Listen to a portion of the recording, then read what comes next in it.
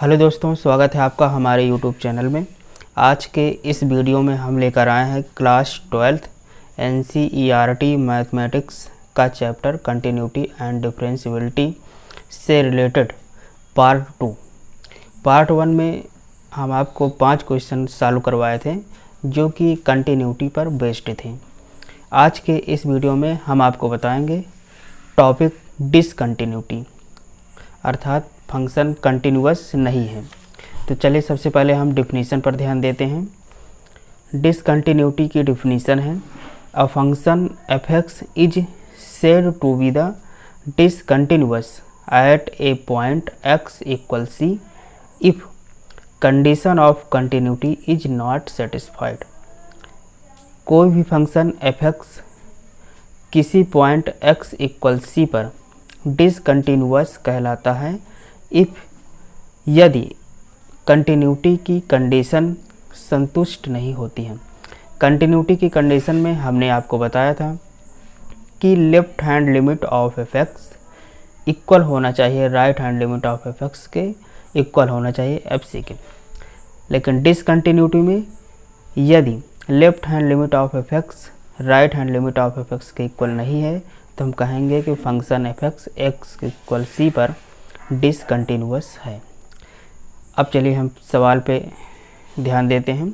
इसका पहला सवाल है find point of discontinuity of f where f is defined by f(x) = 2x + 3 if x is less than or equal to 2 और 2x - 3 if x is greater than 2। Solution यहाँ पर अगर हम देखें तो फंक्शन 2x + 3 हो या 2x - 3 हो, दोनों x के सभी वैल्यू के लिए डिफाइंड होंगे। Here f(x) is defined for all real number except 2। अब हम x = 2 के लिए चेक करेंगे। इसके लिए देखते हैं कि left hand limit of f(x) equal limit h tends to 0 f(2 - h) equal limit h tends to 0 2, क्योंकि 2 - h वैल्यू 2 से कम होगी, इसलिए इसके लिए फंक्शन डिफाइंड है 2x + 3। क्योंकि x की वैल्यू अगर 2 से कम है तो इसके लिए फंक्शन है 2x + 3। तो यहाँ पर हमने रख दिया 2 × 2 - h + 3। अब लिमिट लगाएंगे तो लिमिट लगाने पर हमको इसकी वैल्यू मिली 7 - 2h = 7, क्योंकि h की वैल्यू हमने 0 रख दिया तो इसकी वैल्यू मिली 7। अब देखते हैं right hand limit of f(x), तो ये हो जाएगा limit h tends to 0 f(2 + h) equal limit h tends to 0 2 × 2 + h - 3 और लिमिट h टेंड्स टू 0, चूँकि 2 + h 2 से ग्रेटर है, 2 से ज़्यादा है, तो 2 से ज़्यादा के लिए फंक्शन डिफाइंड है यहाँ पर 2x - 3।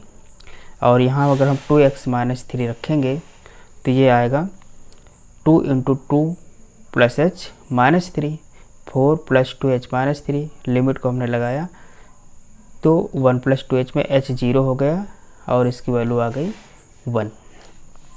इसी प्रकार हमने f2 निकाला तो f2 = 2 × 2 + 3, ये आया 7। यहाँ हम देख रहे हैं कि left hand limit of f(x) is not equal to right hand limit of f(x), so f(x) is discontinuous at x = 2। तो अगर f(x) की लेफ्ट हैंड लिमिट f(x) के राइट हैंड लिमिट के बराबर नहीं है तो ये x = 2 पर डिसकंटिन्यूअस है, अर्थात कंटिन्यूअस नहीं। चलिए देखते हैं अगला प्रश्न। f(x) equal mod of x + 3 if x is less than or equal to -3 और -2x है if x की वैल्यू -3 से +3 के बीच है और 6x + 2 है if x की value greater than or equal to 3 है। Solution here f(x) is defined for all real number except x = 3। x = 3 को छोड़कर सभी रियल वैल्यू के लिए ये फंक्शन डिफाइंड है। अब हम चेक करते हैं x इक्वल 3 के लिए। तो left hand limit of F x equal limit h tends to 0 f 3 minus h. 3 minus h जब x की वैल्यू 3 से कम है तो ऐसे केस में एक एफ एक्स की वैल्यू आती है -2x। ऐसे केस में एफ एक्स की वैल्यू आती है -2x। यहाँ डेफिनेशन से हम देख सकते हैं कि जब x की वैल्यू 3 से लेस है तो एफ एक्स की वैल्यू है -2x। यही वैल्यू हम यहाँ पर रखते हैं। तो ये हो गया limit h tends to 0 f 3 minus h का मतलब -2 और x की जगह हमने क्या रख दिया 3 माइनस एच। तो ये हो गया limit h tends to 0 -6 plus 2h और ये equal -6 plus 0 that is -6।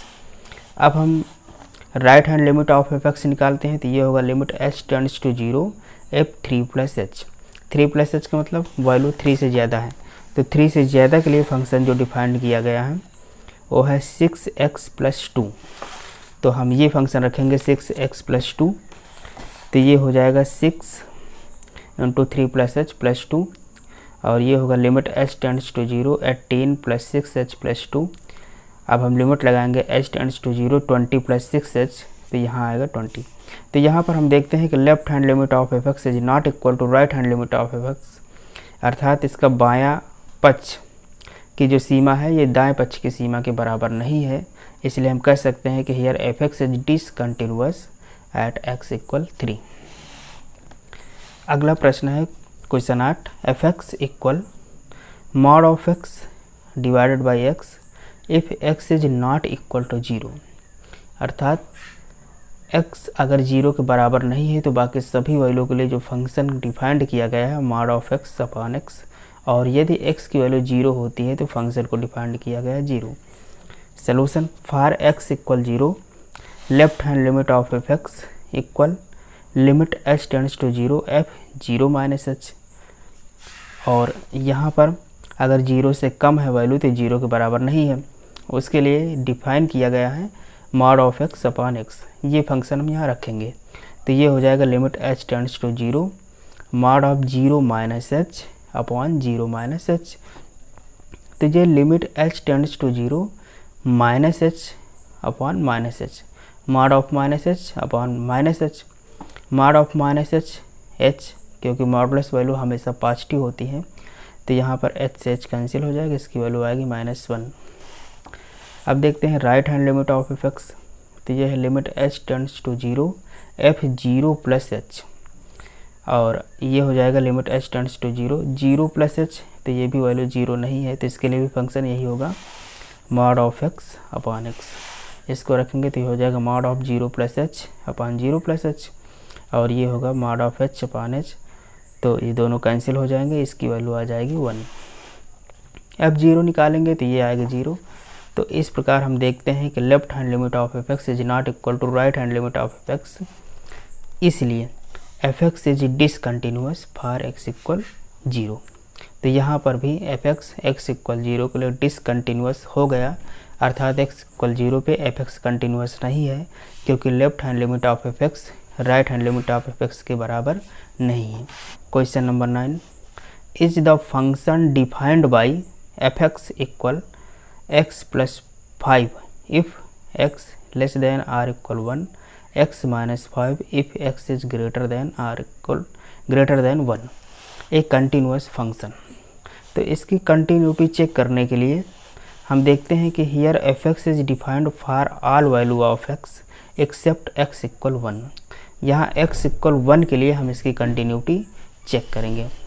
Now left hand limit of F x equal limit h tends to 0 f 1 minus h। तो 1 माइनस h मतलब x की वैल्यू 1 से छोटी है। तो x की वैल्यू अगर 1 से छोटी है तो इसके लिए फंक्शन है x प्लस 5। तो ये हो जाएगा limit h tends to 0 1 minus h plus 5। तो ये हो जाएगा limit h tends to 0 6 minus h। Limit लगाएंगे ये हो जाएगा 6 माइनस 0, तो वैल्यू आएगा 6। Right hand limit of F x, तो ये हो जाएगा limit h tends to 0 f 1 plus h। तो limit h tends to 0 1 plus h minus 5 हो जाएगा। क्योंकि अगर वैल्यू 1 से अधिक है तो इसके लिए फंक्शन डिफाइंड है x माइनस 5। ये if x is greater than 1 function defined है x माइनस 5, तो ये हो जाएगा 1 प्लस एच माइनस 5, तो minus 4 plus H that is minus 4 plus 0 equal -4। जब लिमिट अप्लाई करेंगे एच की वैल्यू हम 0 रख देंगे। तो f1 निकालते हैं तो ये आएगा 1 प्लस 5 इक्वल 6, क्योंकि f1 का मतलब ये है कि जब x की वैल्यू 1 के बराबर है तो फंक्शन डिफाइंड किया है x प्लस 5। तो ऐसे केस में f1 का मान आ जाएगा 1 प्लस 5 दैट इज 6। यहाँ भी हम देख रहे हैं कि लेफ्ट हैंड लिमिट 6 आई है, राइट हैंड लिमिट -4 आया है, इसलिए left hand limit of f(x) is not equal to right hand limit of f(x)। इसका मतलब है कि फंक्शन x इक्वल 6 पर कंटिन्यूअस नहीं है। अगला question, discuss the continuity of the function f where f is defined by f(x) equal 3 if x is greater than or equal to 0 to less than or equal to 1। अगर x की value 0 से 1 के बीच है तो f(x) की value 3 है। If x की value 1 से ग्रेटर और 3 से कम है तो इसके लिए वैल्यू 4 आती है, और इफ़ x की वैल्यू 3 से लेकर 10 तक है तो इसके लिए जो फंक्शन की वैल्यू आती है वो 5 आती है। हम यहाँ पर x इक्वल 3 के लिए इसकी कंटिन्यूटी चेक करते हैं। तो left hand limit of f(x) equal limit h tends to 0 f3 minus h, क्योंकि अगर 3 से कम है वैल्यू तो इसके लिए फंक्शन डिफाइंड है 4, तो इसकी डायरेक्ट वैल्यू आ गई 4। Right hand limit of f(x) equal limit h tends to 0 f3 plus h, और x की वैल्यू अगर 3 से ग्रेटर है तो इसके लिए वैल्यू डायरेक्ट दी गई है यहाँ पर 5। लिमिट लगाने की ज़रूरत नहीं है क्योंकि एक डायरेक्ट इसकी वैल्यू फंक्शन की दी हुई है। f3 जब निकालते हैं तो f3 दैट इज जब x की वैल्यू 3 के बराबर हो तो इसके लिए भी वैल्यू आती है 5। यहाँ पर भी हम देखते हैं कि left hand limit of f(x) 4 आती है, right hand limit of f(x) 5 आती है। इसका मतलब है कि left hand limit of f(x) is not equal to right hand limit of f(x), अर्थात x इक्वल 3 पर फंक्शन कंटिन्यूअस नहीं है, यहाँ हम लिख देंगे। अब हम इसके बाद चेक कर लेते हैं x इक्वल 1 पे, क्योंकि जो फंक्शन डिफाइंड किया गया है वो 1 पर भी डिफाइंड है और 3 पर भी डिफाइंड है। तो हम x इक्वल 1 पर अगर हम चेक करें तो यहाँ हम देखते हैं कि left hand limit of f(x) equal limit h tends to 0 f1 minus h, तो ये इक्वल आएगा 3 by definition. Right hand limit of f(x) equal limit h tends to 0 f1 plus h, तो ये आएगा 4, और f1 निकाला तो 3। तो यहाँ भी हम देखते हैं कि left hand limit of f(x) is not equal to right hand limit of f(x), so f(x) is discontinuous for x equal 3 and x equal 1। Next question देखते हैं, find the relationship between a and b so that the function f defined by f(x) equal ax plus 1 if x is less than or equal 3, और bx plus 3 है if x is greater than 3 is continuous at x equal 3।